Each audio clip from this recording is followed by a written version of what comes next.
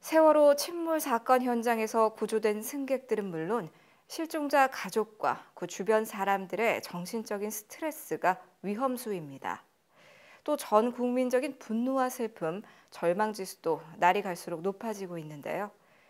가히 국가적 심리 재난이라 할 수 있는 이 상황을 어떻게 받아들이고 치유하면 좋을까요? 김가은 기자입니다. 온 국민이 피해자의 부모이자 형제, 친구이자 이웃 같은 한 마음으로 비통에 빠져 있습니다. 천재지변도 아닌 인재. 고통 앞에서 할 수 있는 일이 없다는 무기력감과 그로 인한 우울.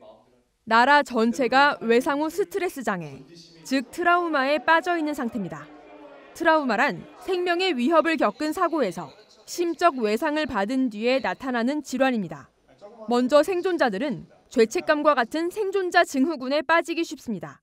세월호에서 탈출한 생존자들을 치료하고 있는 이병철 한강성심병원 교수에 따르면 환자들은 불면증은 물론 가만히 누워있다가도 물에 다시 빠지는 것 같은 착각을 호소하고 있습니다. 이 교수는 큰 충격을 받은 환자들이 이런 증상을 보이는 것은 자연스러운 현상이라고 말합니다.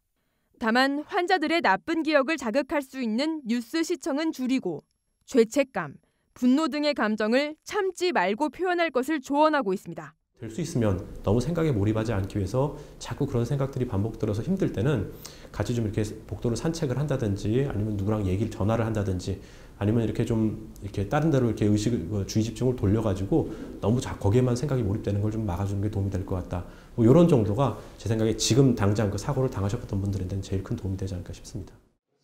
유가족과 실종자 가족들에게는 심리적인 지원이 중요합니다. 섣부른 조언이나 위로는 아끼고 곁에서 모든 이야기를 들어주는 것이 중요합니다. 제일 큰 기준은 사람이 아니겠습니까? 그런 전문가가 항상 옆에 있고 언제든 연결이 될 수 있고 내가 필요할 때는 도움을 받을 수 있다. 지금 아주 고통스러운 분들에게 우리 사회에서 이분들이 혼자가 아니고 관련된 사람들이 옆에 있고 함께한다는 것, 이게 가장 기본적인 지지고요.